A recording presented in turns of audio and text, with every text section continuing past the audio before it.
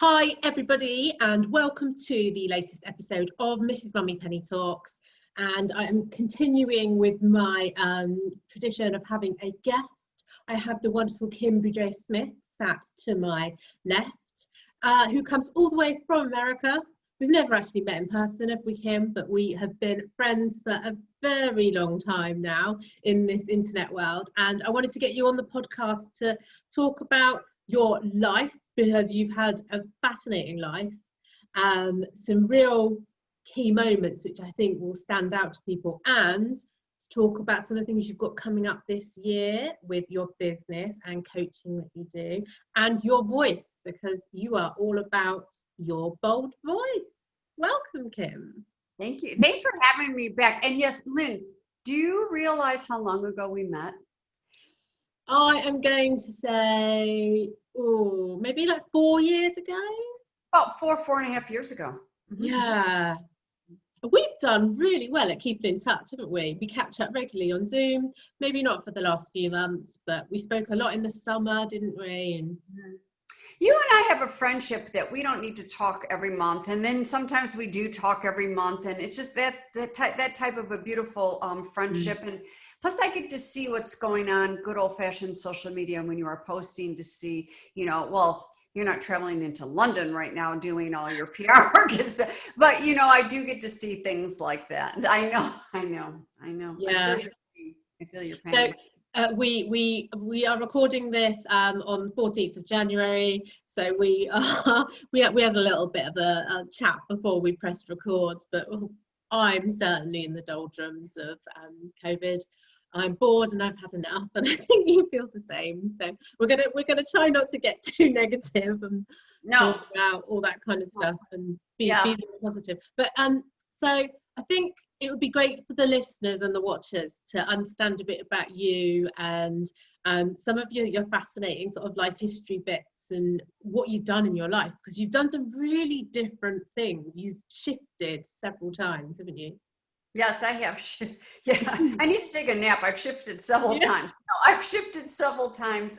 Yes, when I met you, I had just sold my internet radio station. You had, yeah. And I was launching a blog, hence led to you. And you helped me with my blogging and things like that, that transition I was going through. That blog was a piece for me to get out all the emotions that I was going through behind closed doors. And just it was buying me it was almost like I was putting things in neutral. It was buying me some time, because having the internet radio station I was on 24/7, 365 was very, very, very stressful.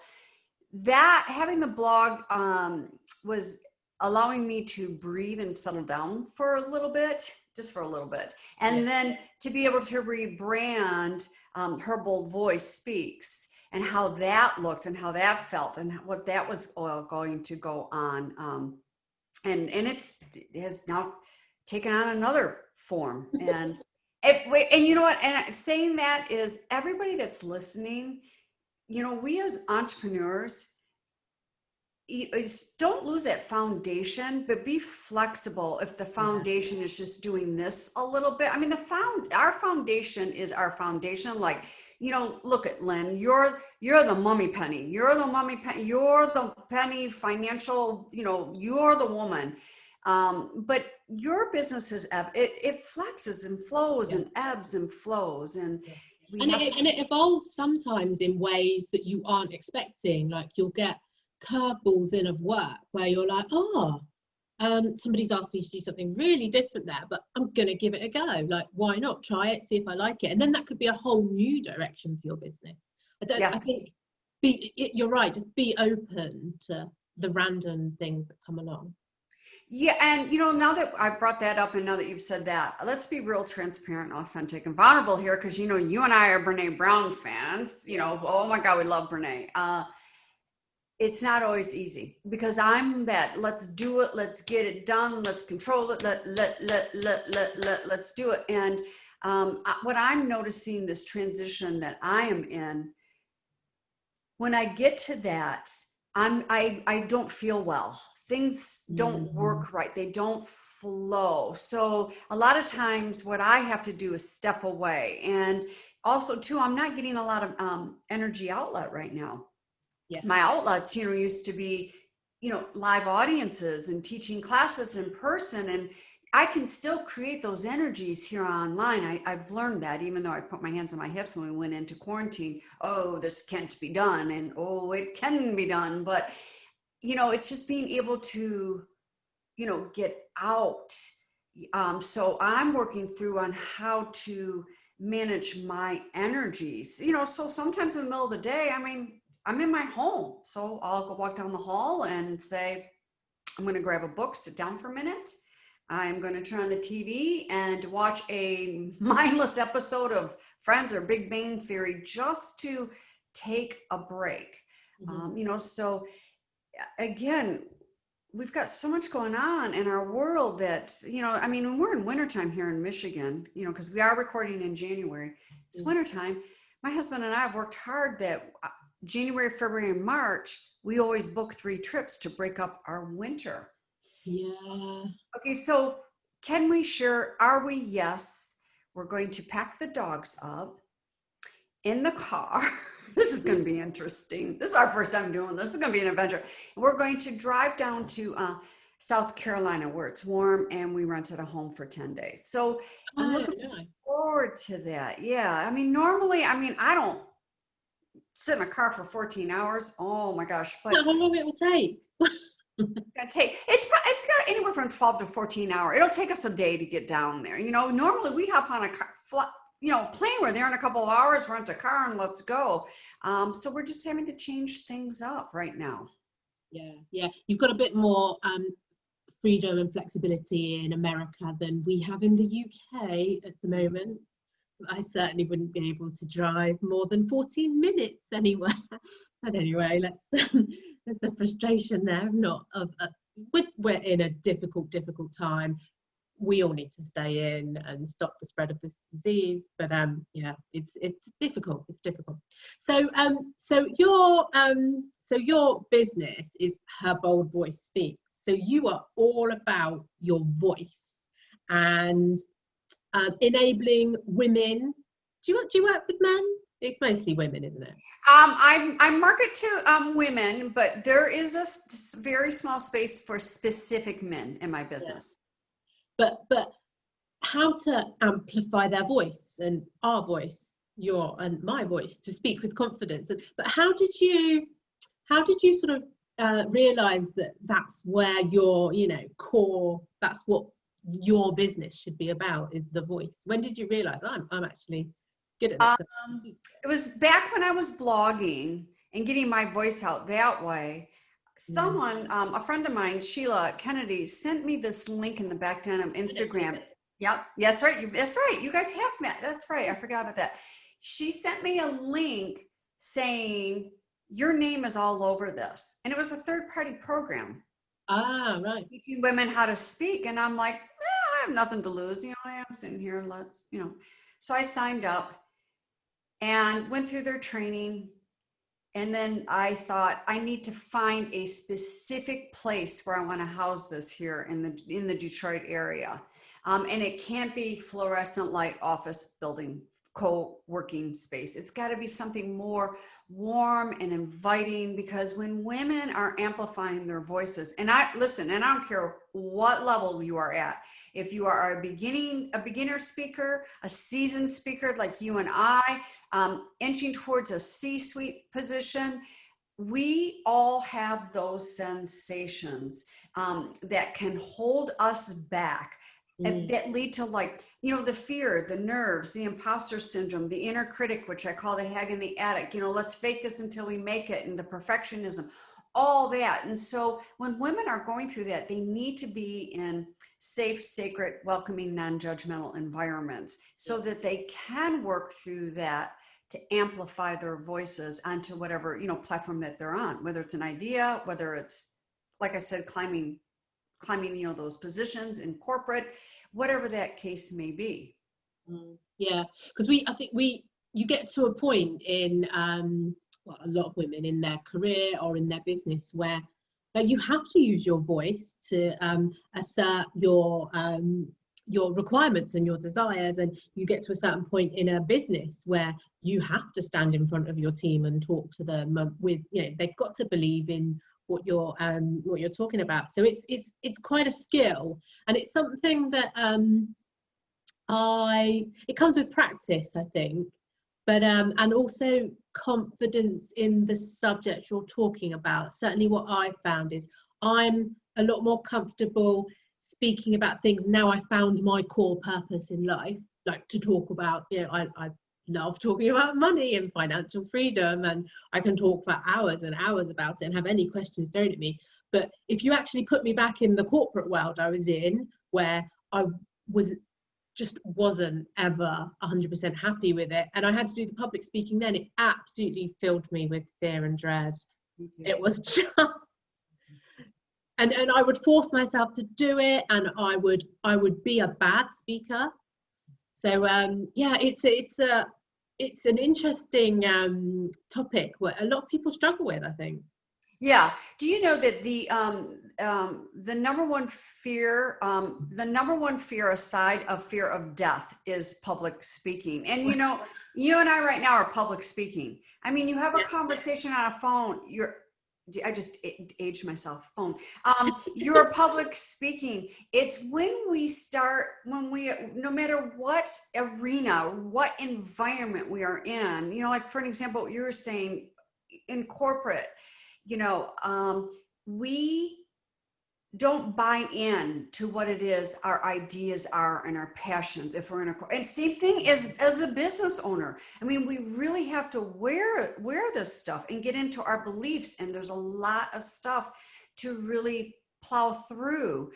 So many women come to me and they say, I hate the sound of my voice. And it's like, oh my, if you hate the sound of your voice, can you imagine then everyone else is going to too, which by the way, it's just all effed up false evidence appearing disgustingly real. You know, I hate the sound of my voice, or I say too many oohs, ahs, ums, and so's and ahs. Well, first of all, when you are speaking, it should be from a conversational type momentum, not memorized.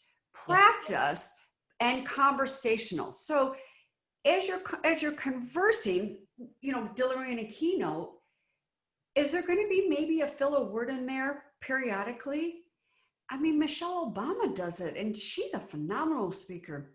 Brene Brown does it, and she's phenomenal. There's going to be a little bit of filler words, and a so, you know, a might as well, or even an If there's only a couple, you're fine. It's when you have a lot, which I'm very I'm just you know, when I'm listening to people speaking, I only have one ear. So when I'm hearing a lot of filler words and we're missing the message, you're diluting your message. And if you are in corporate with a room full of men and you're the only woman and you're starting the oohs and the ums and the ahs and the imposter syndrome is kicking up, and then, oh, well, I'm just going to go bunny and play small. We got a problem here. We have a problem here. So you've actually developed a program to help people with this skill, haven't you? And it's starting very soon. Yeah, so I have a 6-week speaking intensive, virtual speaking intensive. This starts January 28th through March 4th. The program that I was teaching in person, which of course I'm not anymore, that will get shrunk down into a 90-day. That will be one of my signature courses, and I am launching that. We're looking at right now, the team's working on that. We're looking at that maybe end of April, beginning of May. That will be a 90-day for experienced and the beginning speaker as well. We're going to cover even more. This 6-week course is to really start ramping up those muscles and get them really strong so that you can step into a signature speech and manage all those sensations. So would it be good for beginners, or do you need some experience, or is it open to all? It's open, both. It's open to, I work with female entrepreneurs, female thought leader entrepreneurs that want more impact and visibility in their business, hence more profitability. And then I also work with the female executives that are thought leaders that are struggling within corporate, and they're speaking, but they're not speaking their truth. So stress is going on. They're getting bypassed when they need to be leveling up. Yeah, amazing. So if people want to find out about that course, they head over to your website, which is, tell us your URL, because I've forgotten it. KimB.Smith.com, and it's under services. You'll find it under there. Yeah. I just think anything, I know so many women struggle with using their voice, so this is a perfect thing. And we talked a little bit before we pressed record about January and it being a time for new beginnings, and is it the right time to start these new sort of things? Like it's a difficult time to get things out there, isn't it? Because there's a lot of, certainly dropping in my email inbox and my Facebook ads and everything. I just feel like I'm being bombarded with a lot of messages at the moment to evolve. I think we've been bombarded since we went into major quarantine and everybody flipped to online. I mean, look what happened with Zoom, which is I don't like to dance on any other platform than Zoom. I really like Zoom. I think but they were just like eyes opened in the very beginning of quarantine. They had to up their security, up all, because they did not, I mean, none of us planned this quarantine, none of us. So here's what I'm seeing with women hugely right now. And by the way, I know we're recording, but yesterday I was on a LinkedIn Live talking about imposter syndrome, and this gentleman stepped up, and they, while we were live, and people they have an opportunity to speak up, via typing in and stuff. And this gentleman spoke up. He goes, "God, I just gave a presentation yesterday. I was looking at imposter syndrome." So men have it too, so imposter syndrome does not pick and choose. 1, 2.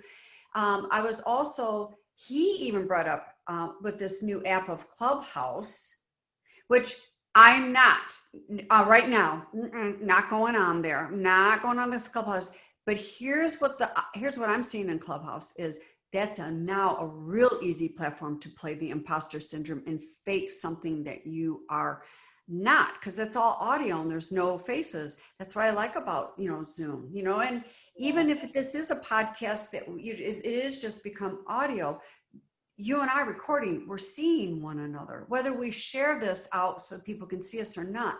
And now that we've shifted to online, women are faking it until they're making it and got imposter syndrome going on because they're hiding behind the screens. They're giving keynotes and they're reading notes. They're reading. It's obvious you're reading. I'm big about having an outline, but do not read just because do not start reading. Yeah, imposter syndrome is I find that a bit of a strange thing because, well, my listeners know me and you know me, but I go through different cycles of the year. And when it comes to the summer months, so sort of March through to September, I have no imposter syndrome at all. I can do anything. I can do anything with my business. I can change the world. I'm that confident. But then when the clocks change and the evenings start to get darker, so from October through to sort of February time, where we are now, it comes back with a vengeance, and I just change into a completely different person. And I don't know, the imposter syndrome, I suppose personally, to get over it, I just don't look at what any of my competitors do, because I think if I saw what they were doing, I'd just and that's what's starting to come back in January, because a lot of people are pushing out their ideas. I'm starting to see these things come along, and now my imposter syndrome is like, everybody else is launching all these new things and they've got all these ideas and they've got all these goals for the year, and I don't. So I suppose that's where my imposter syndrome comes from. It's like, how do you get rid of it? It's such a frustrating thing, negative thing. Well, first of all, is the first thing to overcome imposter syndrome and managing that inner critic, the hag in the attic, and all. So, I mean, your imposter syndrome is triggered by the comparison. You're starting to compare because what everyone else is doing, is the awareness, which you have the awareness. Secondly, it's so interesting. I've been teaching people how to breathe deeply because I have a fitness business for years, and I'll be the first to hold my breath, is start breathing. I mean, get the air out of here and get it down into your gut, deep, in through the nose, out through the mouth. And then it's time to pause, power of pause, and go, hold on, time out. Just because they're launching, and again, this is a very noisy time of the year. This is one of my least favorite times of the year, is January. Just because they're launching doesn't mean I'm any less of a human being. I am enough in this moment. I know what my business model is. I know what the foundation of what I am, and I need to just keep doing and feeding my my audience, my ideal client, my avatar, whatever you want to call it, and my ideal client, and just having those self-compassionate conversations. Like, for an example, the inner critic is the conductor of the orchestra. Imposter syndrome is just one of the persons in the seat of the orchestra, and then the comparison and the lack of self-esteem and, all of that. Yeah, they all have seats, and there's also part of the orchestra where we empower ourselves and there's joy and all of that. It's just that the inner critic doesn't allow those to pull in. We have to do that in our true, authentic voice and feelings, that vulnerability piece. But we just need to be so clear on who we are and being okay with who we are. Yeah. God, I really like that analogy of the orchestra and the conductor. That's never been described to me like that before. Yeah. And that almost like, I feel like, if I can just recognize that I've got one part of the orchestra that's the positive side, the joyful side, the relaxed side, it's just like instruct them to start playing and stop those comparison things and the worries. And that's fine. I really like that. Yes. Yeah. It's a matter of just our languaging, our internal languaging. And by the way, I mean, that is the boldest voice out there, in my opinion, we could either let that inner critic, that hag, really bold us and plow us over and take us down, or we can really step into the true, authentic, bold voice with bravery and courage and start having dialogues, and I'll be honest with you, that's what I've been going through with this transition. I mean, I've turned my business upside down. I'm used to having people, my phone ringing and things going and pipelines being filled, so to speak. And I don't work in large numbers. I'm more boutique. I'm more smaller numbers because of what I do with the emotions. And I love being very hands-on. But now that I've revamped everything, I'm like a helicopter right now hovering over my house, just hovering. And my personality doesn't do well with that hovering. So it's bringing up a lot of that lack of worthiness and having, I've been okay with shedding some tears. Sometimes we have to shed those tears, but then it's being able to reach out. Brene Brown talks about this, is having those peeps in your life, be able to reach out to that. Yeah. When you're in that where they can see much more in us, which is what coaches do, which is what our friends, our peeps that have, that walk the same walk that we do, see that in us. They see those lights in us. And then it's just simply going, here's one of my favorite things with imposter syndrome. And we're getting ready to launch a program, and spotlight's going to be on us because we're launching a program. And then here she goes. Whoa, you think you're a coach? There's so many coaches out there. Who do you think you are? You're not good enough. You better pull back, go get another certification. Your program isn't going to be that great because you really don't know that much, which that's a ringing of me because I'm not a great at creating content, but boy, oh boy, I can certainly deliver it. So I've got a thing going on. I'm not good at creating content, but it's being able to look at that and go, you know what? I'm human. I am not 100% strongly confident all the time. It's impossible. We're human. I am not perfect. It is impossible possible. And no, I don't know everything, but I'm open to getting it or learning it. Yeah. Yeah. Wow. Love it. Love it. So one of the things that's got me through lockdown, nearly a year of lockdown and COVID, is listening to podcasts. And you actually introduced me to our favourite woman, Brené Brown. I think you told me to read one of her books, Braving the Wilderness, and I read that and then became a little bit obsessed with her. And I was so excited when she released her podcast. But there's been some fascinating topics of so she interviews people, but she interviews it's a lot of sort of scientific like people. I mean, she has had some like really big names, like she interviewed Joe Biden, she interviewed Dolly Parton. That was an amazing interview. But yeah, she's talked about neurological science, she's talked about grief, she's talked about all kinds of parts of the brain. But I just so thank you for introducing me to her. But yeah, I just what do you take from her, and what have you learned that's like empowered your life and made you better? Well, I mean, okay, so let's take Brené Brown for a minute. I mean, she's Miss PhD. She thrives and loves those statistics and research and stuff like that.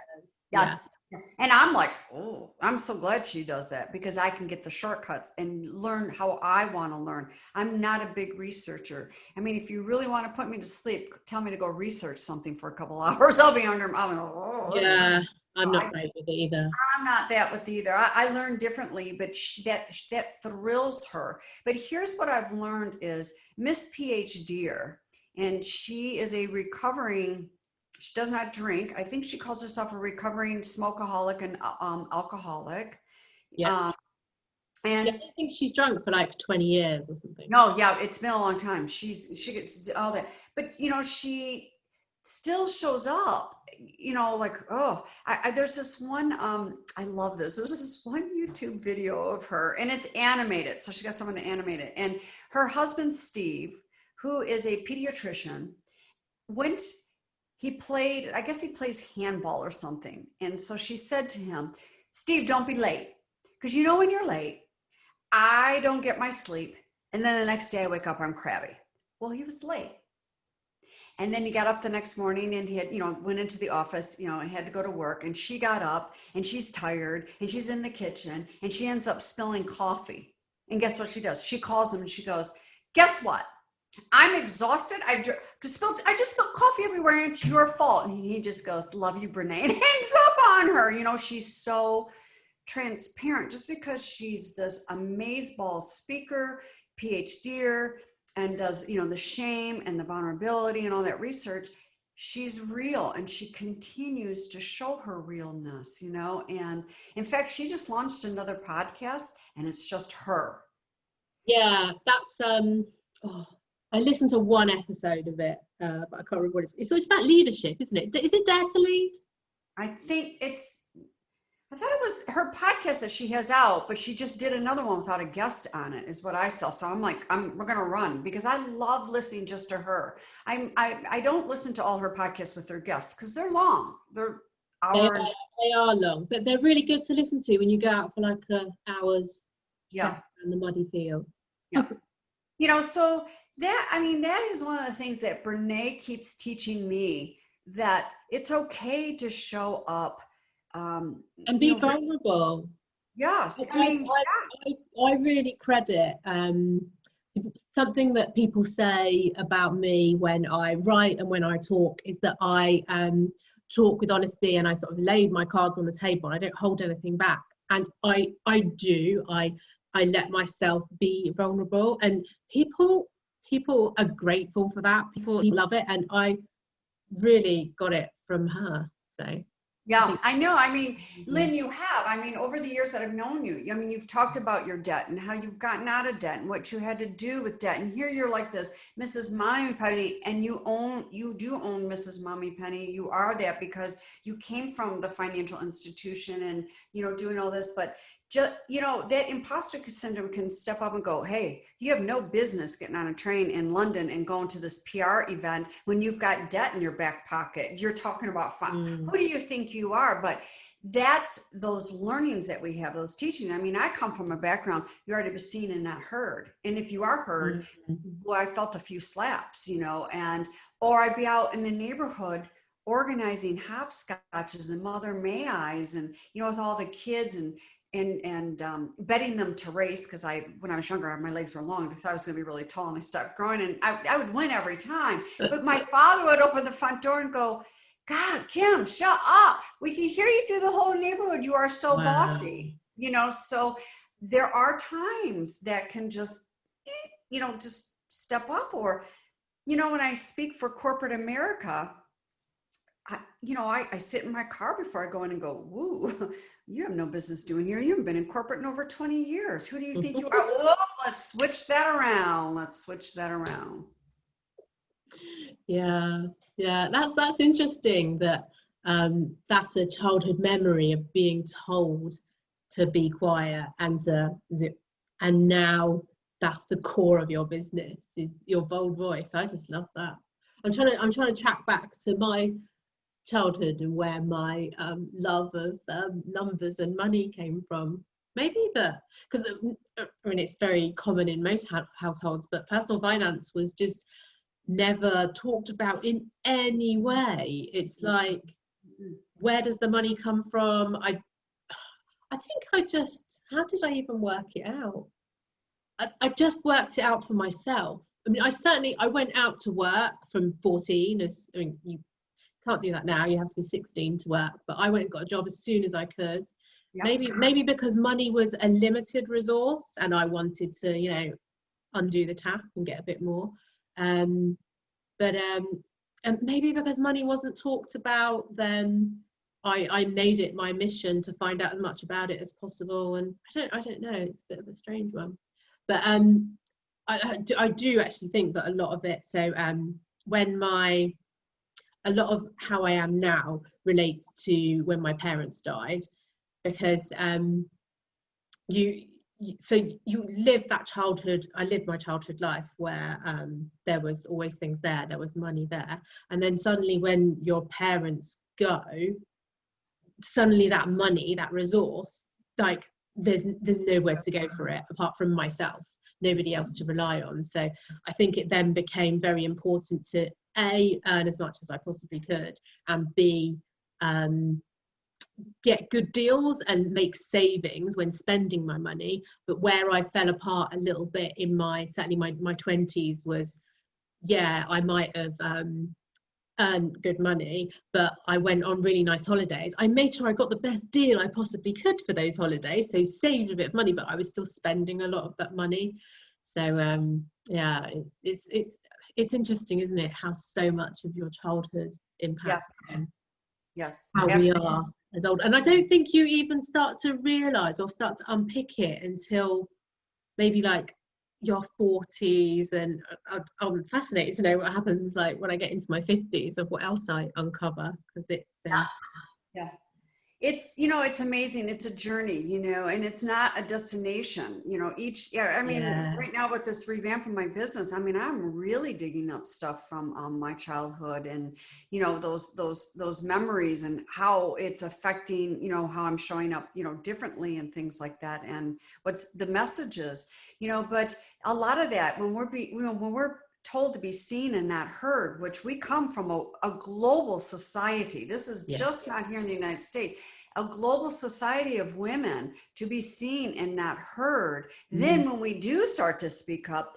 we apologize and we start shrinking. I'm sorry for my existence and I'm going to assert myself here. So I'm really sorry because I want to be a good girl and a nice girl and not step on your toes. So I'm sorry for my idea and what I'm going to assert here. And then the other thing women do is when they're asserting themselves, they'll be talking and they'll end their comment up on a high note.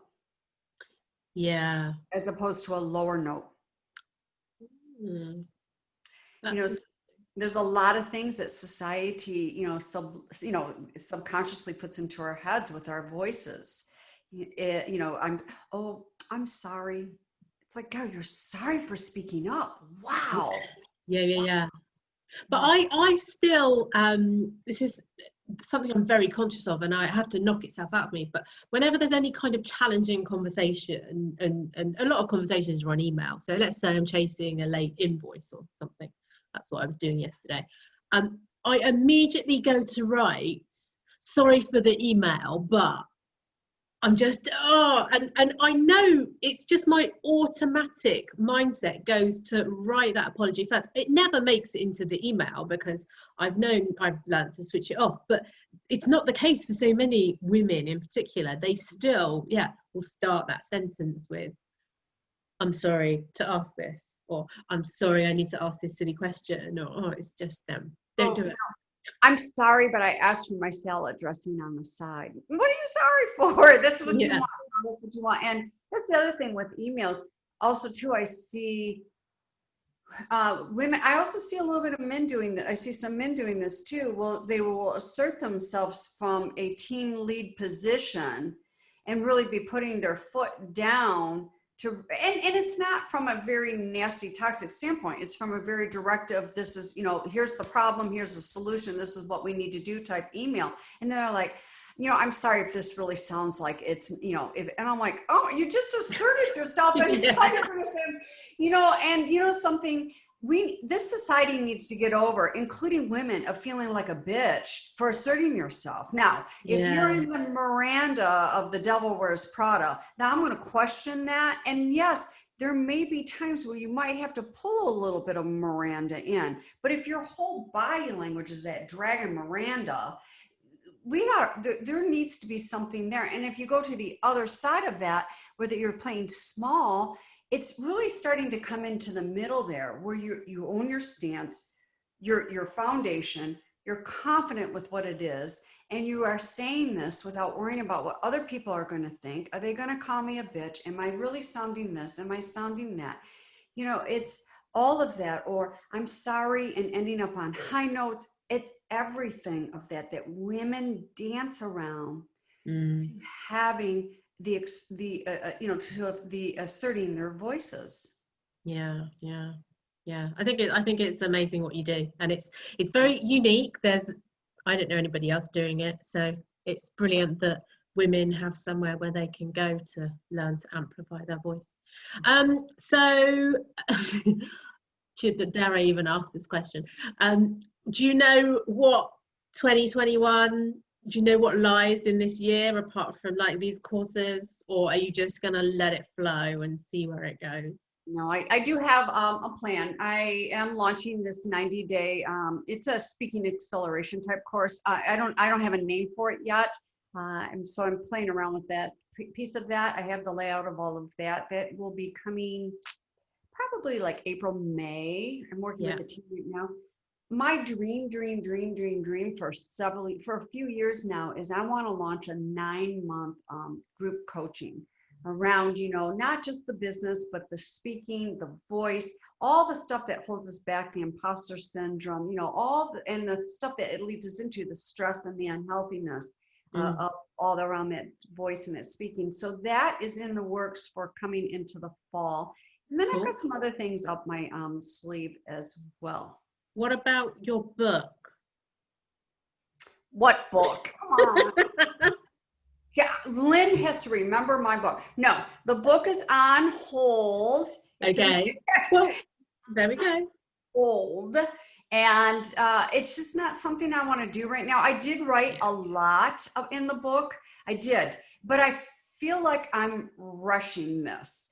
Yeah. I have another thing on my plate. I want to do a TED talk. I want to do a TED woman talk, not a TED. I want to do a TED woman talk. But here are my terms. It will not be on a screen like this. It will be physical on a stage. Yeah. So that's more in the forefront than the book. But I will do a book one day, but not 2021. I really want you to write a book because you've got a great life history. Your book will be amazing. And we keep talking about it. I know we do. I have a lot written, but one day I'll pick it back up. Yeah. But you've got other books anyway. You've authored and co-authored lots of other books, haven't you? Best-selling books. There's a lot of anthologies there. Absolutely. Yes. Another string to your bow. Another string to your bow. So if people want to find your website and on social media and find out more about your course and about you, where do they go? You can just go right on back over to my website at kimboudreausmith.com. I hang out. I am on Facebook, but I really hang out on LinkedIn. Loving that. Oh, yeah, you love LinkedIn, don't you? Ooh, that's a newfound goal that I put to the test last year. I really like that LinkedIn and on Instagram too. Do you know what I've noticed recently on LinkedIn? There's lots of people are doing live talks now on LinkedIn, and I didn't know you could do that. So there you go. Yeah, you have to apply for that. You have to. In fact, I applied for it, did not get it, so I have to turn back around and apply for that again. But I love those LinkedIn lives. I also like. I mean, look at just even if you want to put a video out. Here's what I say to everybody: pull up Zoom, for God's sakes. You can have a free account on Zoom and just do a video, and then go upload it to your platforms and see you later and call it a day. Here's what I will say. Is can you take those video recordings and maybe keep it to 2 instead of 20 takes? You know, just 2, we want to see you. I don't think I very rarely do work now where it's like pre-recorded and requires lots of takes. I just hate it. But live stuff is absolutely fine. I very rarely edit anything that I record because what's the point? Like if you know, if we've had any silences or boobing, well, we haven't anyway, because it's been an amazing discussion. But yeah, don't take it out. It's natural. It adds to the authenticity, right? Yes, it is. It is. I do know a lot of women that they will re-record multiple times. So I'll be very transparent. So I put a video out on LinkedIn last week or something like that. Yeah, last week. I did 2 takes because the first take was 8 minutes long and it was too long. Yeah.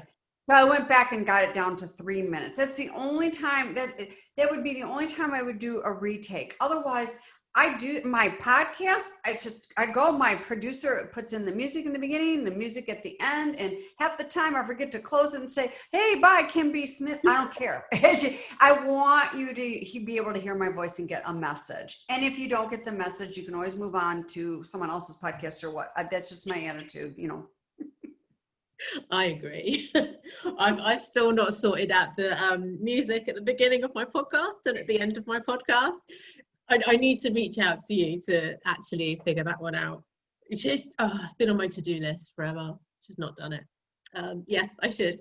Anyway, but on that note, rather than talking about something that's wrong with my podcast, thank you ever so much for chatting to me.